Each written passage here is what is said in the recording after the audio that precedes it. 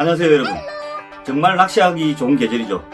이런 가을철 낚시에 입문하시는 분들도 많이 생기시고, 그리고 여러 어종을 잡을 수 있는 찌낚시를 배우시는 분들도 상당히 많을 거라 생각이 됩니다. 오늘은 흘림 찌낚시 초보들이 실전에서 가장 궁금해하는 내용들을 가지고 이야기를 한번 풀어볼까 합니다. 이 영상을 제작하기 전에 많은 구독자분들의 궁금증, 그리고 저도 초보 시절에 누군가 가르쳐주지 않는 그런 내용들을 가지고 한참 궁금증에 빠져있기도 했습니다. 오늘은 어디에서도 얘기해주지 않았던 실전 낚시의 궁금증들, 자 가보시죠.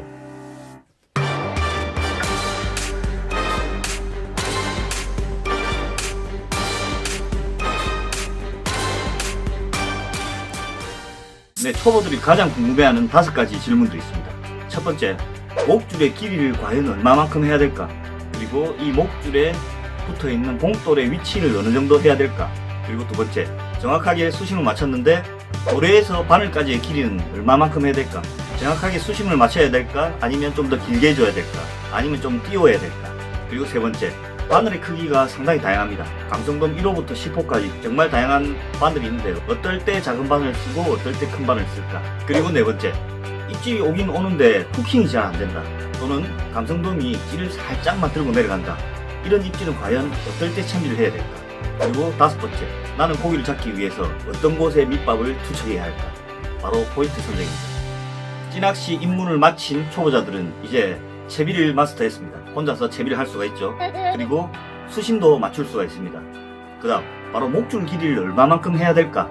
이런 부분에 직면하게 됩니다. 초보자 가장 당혹스러워하는 것은 바로 물어보는 사람에 따라서 목줄을 길게 해야 입질이 자주 온다, 또는 목줄을 짧게 해도 상관이 없다, 봉돌은 붙여도 무관하다, 봉돌은 가운데 붙여야 한다 등 초보자들을 너무나 혼란스럽게 하기 때문입니다. 왜 정확한 방식이 없고 모두들 길게, 짧게, 위에, 아래 등 중구난방으로 이야기하는 이유는 바로 목줄의 길이와 봉돌의 위치가 조과에 영향을 미치는 것보다 낚시 상황을 좀 더 수월하게 하는 효과가 크기 때문에 사람에 따라 선호하는 목줄 길이가 다르기 때문입니다.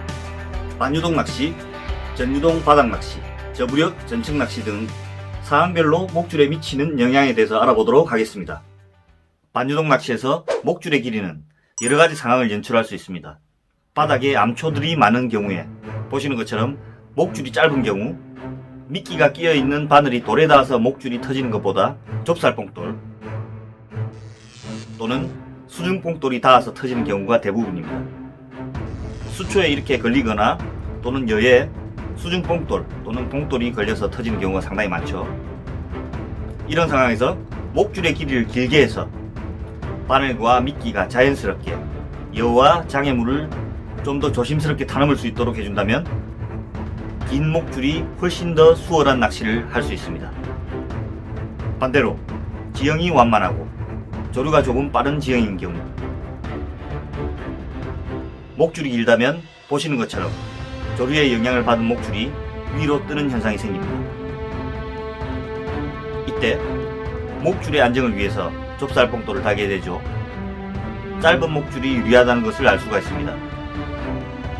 목줄이 길어야 고기가 잘 문다가 아니라 목줄의 길이를 신경 쓰면 고기의 입 앞에 미끼를 가져다 주기 편하다, 이게 정답입니다. 비전유동 상황으로 가보도록 할게요. 비전유동은 일정한 수심 없이 바닥의 암초 지역을 구석구석 탐색하는데 가장 특화된 낚시법입니다. 이 낚시법에서 역시 목줄의 길이는 반유동과 비슷한 조건이라 봐도 무방합니다. 바닥이 여받칠 때는 목줄이 조금 긴 것이 유용하고, 지형이 고른 곳은 적당한 길이가 좋다고 보시면 됩니다. 하지만 비전유동 낚시에서 초보자들이 가장 궁금해하는 부분은 바로 목줄에 봉돌을 달 것인지 원줄에 봉돌을 달 것인지가 가장 대두가 되는 부분입니다. 비전유동 기법은 바다 낚시를 하면 적당한 여밭에서 구석구석 찔러주는 낚시이기 때문에 마치 스카이 콩콩을 타듯이 여기를 찍고 저기를 찍고 이렇게 다녀야 하는 것이 정석입니다. 하지만 바늘과 미끼만으로 사용자가 느끼기는 상당히 힘들죠. 바로 좁쌀봉돌을 이용해서 내린 후 봉돌이 바닥에 안착 후 더 이상 면사매듭이나 원줄이 빠져나가지 않으면 조류를 태우면서 들었다 놨다를 해주거나, 봉돌이 바닥에 닿아 있는 상태에서 찌가 미끼를 데리고 가기도 합니다. 만약 봉돌 위치를 올리고 조류가 미약하다면 목줄이 보시는 것처럼 바닥에 많이 닿게 되므로 대상어가 예민할 경우, 물고 있는 경우, 또는 천천히 움직일 경우에 입질이 잘 나타나지 않는 이유도 그 때문이기도 합니다. 밑걸림이 생길 확률이 높아집니다. 반대로 봉돌이 너무 바늘 쪽으로 붙게 되면 자연스러움을 잃어버리고 무게추구 역할을 하기 때문에 바늘이나 봉돌이 수중열을 자연스럽게 다듬지 못하고 밑걸림이 생길 확률이 높아집니다. 때로는 조류를 잘 타는 경단이나 무거운 미끼를 이용해서 좁쌀 봉돌을 달지 않고 미끼의 무게로 바닥을 찝는 방법이 이용되는 이유 역시 바닥을 잘 튕기기 위한 그런 방법이라고 생각하시면 될 것 같습니다. 네, 전유동 낚시에서 봉돌의 위치 이제 조금 이해가 가십니까? 상황에 따라 바닥 지형이 여가 울퉁불퉁한 지형인지 또는 비교적 평탄한 지형인지에 따라서 봉돌의 위치를 옮기시는 게 주요 핵심 포인트가 아니겠나 이렇게 생각을 합니다. 그럼 다음으로 가시죠. 다음은 저부력 전유동 낚시에서 목줄의 역할을 한번 보도록 할게요. 미끼를 천천히 내리는 저부력 전유동 낚시에서 목줄은 두 가지 역할을 수행합니다. 첫째, 미끼를 조류에 태워 최대한 자연스럽게 움직임을 주는 역할.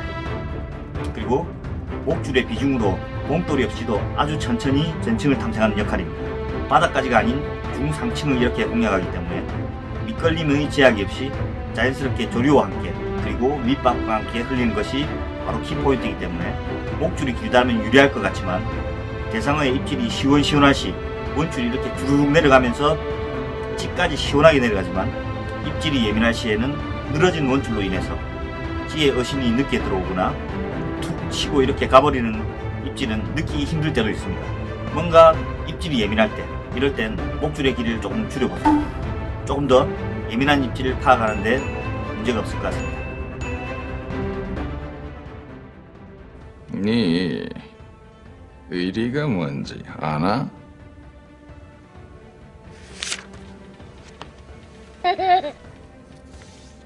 이게 바로 의린기라.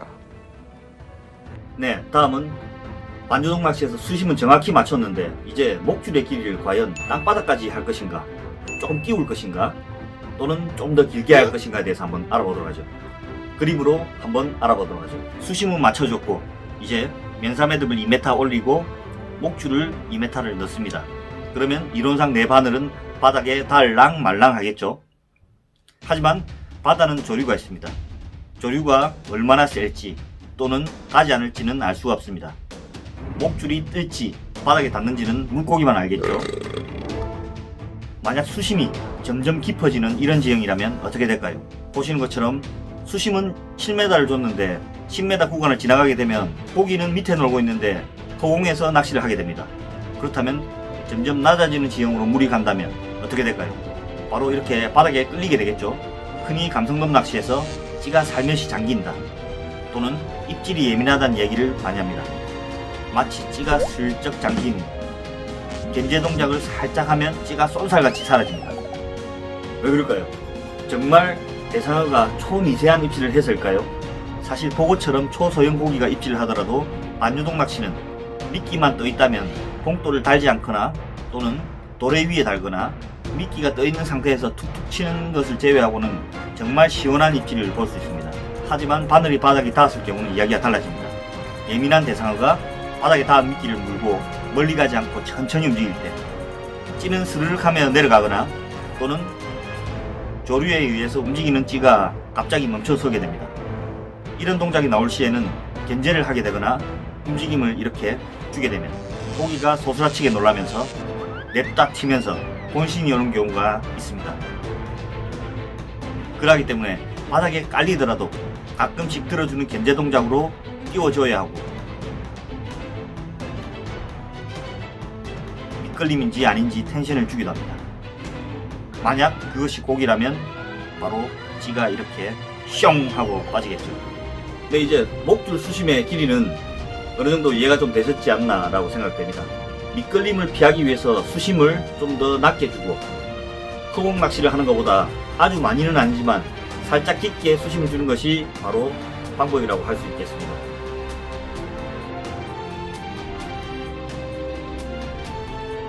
네, 다음은 바늘의 크기입니다. 바늘 크기 정말 다양하죠. 감성돔 같은 경우에도 1호부터 10호까지 이렇게 다양하게 있습니다. 보통 흘림찌 낚시에서는 1호 바늘부터 6호 바늘까지가 이렇게 통상적으로 많이 쓰이는데 어떨 때 1호 바늘 쓰고 어떨 때 6호 바늘 쓰는지 한번 알아보도록 하겠습니다. 큰 바늘의 장점은 고기가 삼켰을 때 입안에서 후킹이 될 확률이 높다는 장점이 있어요. 그리고 작은 바늘의 장점은 고기가 삼키기 좋다는 장점이 있습니다. 단점을 보게 되면 큰 바늘의 미끼는 작은 잡어들에게 이렇게 공격을 당할 확률이 높겠죠. 그리고 작은 바늘은 대상어가 삼켰을 시 후킹이 잘 되지 않을 수도 있다입니다. 3호 바늘이 중간이며 베크릴 미끼를 끼우기 가장 좋은 크기입니다. 3호보다 작은 바늘들은 경단 미끼 같은 한 입에 쏙 들어가기 좋은 작은 미끼를 끼워서 쓰는 편이죠. 그리고 4호 이상의 바늘들은 미끼의 크기가 상대적으로 큰 생크릴이나 참깨찌렁이, 그리고 멍게 등과 같은 대물용 미끼를 끼우는 경우가 많습니다. 작은 바늘이든 큰 바늘이든 잡어의 공격을 이겨내기 위해서는 바늘의 크기와 딱 떨어지는 크기의 미끼를 쓰시는 것이 잡어의 공격에 강합니다. 작은 바늘의 큰 미끼는 잡어에게 공격당하기 쉽고, 큰 바늘의 작은 미끼는 바늘의 노출 부위가 많기 때문에 입질 빈도를 줄이게 됩니다. 미끼의 크기와 상황별로 대상을 노리기 위해서는 한 종류의 바늘로 대상을 공략하기보다는 여러가지 종류의 바늘을 구비해 두시는 것이 낚시하는 데 도움이 됩니다. 클린 낚시에서 가장 궁금해하는 베스트 1, 바로 밑밥을 어디에 쳐야 될까? 나는 어디를 포인트로 잡아야 될까입니다. 늘 주위에 있는 고수들은 모르면 발 앞에 치라고 말합니다. 왜인지 모르겠지만 왜 발 앞에 치라고 할까요? 그냥 잘 모르면 무조건 발 앞에 쳐라, 이렇게 말들을 하시죠. 그 이유에 대해서 알아보도록 하고요. 그 궁금증을 알아보기 전에 하나를 바로잡고 말씀을 드리겠습니다. 바로 첫째, 나는 어떤 포인트에 밑밥을 뿌릴까가 아니라 나는 어떤 곳에 밑밥을 뿌려서 포인트를 만들까입니다. 클린 찌낚시의 기본은 내가 뿌린 밑밥에 위쪽을 지나가든 또는 하층을 지나가든 바닥을 긁고 지나가든 내 미끼가 달린 바늘이 그곳에 모인 대상어를 지나가는 낚시입니다. 흔히들 감성돔 낚시에서 수중녀나 수중턱을 노려라 라는 말을 많이 합니다.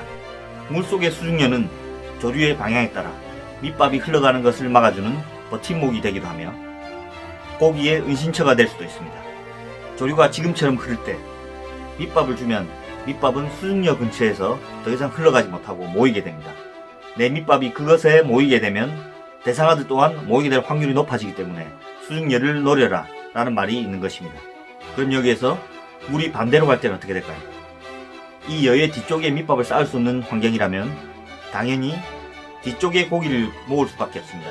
하지만 딱히 막을 만한 벽이 없는 경우라면 멀리 흘리거나 또는 밑밥의 브랜딩에 신경을 써서 좀 더 곡물이나 바닥에 가라앉을 수 있는 비중이 무거운 밑밥을 넣어주는 게 현명한 방법입니다. 수심이 깊고 조류가 빠른 바닥층을 공략하기에는 비중이 무거워서 잘 흘러가지 않는 암맥이나 옥수수 등을 많이 넣는 이유도 그 때문이기도 하고, 수심이 낮은 여밭에는 비중이 낮고 확산성이 좋은 크릴과 파우더로 유인을 하는 이유도 그 때문입니다. 많은 초보들이 궁금해하는 수중 지형의 포인트 선정에는 아주 간단한 요령이 있습니다. 자, 보시는 것처럼 여에 밑밥이 쌓이는 것처럼 밑밥은 낮은 곳에서 높은 곳으로 올라가지 못한다입니다. 거의 대부분의 낚시터에서는 낮은 지형에서 깊은 지형으로 내려가거나 또는 좌우 상하일 경우 깊어지는 지형에서 낮아지는 지형으로 바뀝니다. 그림에 보시는 것과 같이 조류가 우측으로 흐를 시에 밑밥은 점점 깊은 곳으로 흐르기 때문에 고수들의 말이 생각날 겁니다. 모르면 발 앞에 쳐라잉, 이 말이죠. 조금 더 디테일하게 보시면 수심이 파악된 경우 조류의 흐름에 따라 수심이 낮은 곳에 쳐서 깊은 곳을 노리고, 조류가 이쪽 방향으로 흐를 시에는 깊은 곳에 밑밥을 뿌리게 되면 낮은 곳과의 경계선, 이 턱 지역에서 더 이상 밑밥이 위로 올라가지 못하기 때문에 이곳을 포인트로 공략하시면 집어를 시킬 확률이 매우 높아지기 때문입니다. 물론 그 전에 수심 체크는 꼭 해야 된다는 사실 잊지 마십시오. 초보 시절에 가장 궁금했던 궁금증을 이렇게 모아서 영상으로 한번 제작해 보았습니다. 저도 초보 시절에 누가 가르쳐주지 않은 궁금증도 여기에 있었습니다. 책으로 또는 글로써 이런 실전 낚시의 이론을 얻는 데는 참으로 많은 시간이 걸립니다. 이번 영상으로 여러분들의 궁금증에 조금이나마 도움이 되셨으면 좋겠습니다.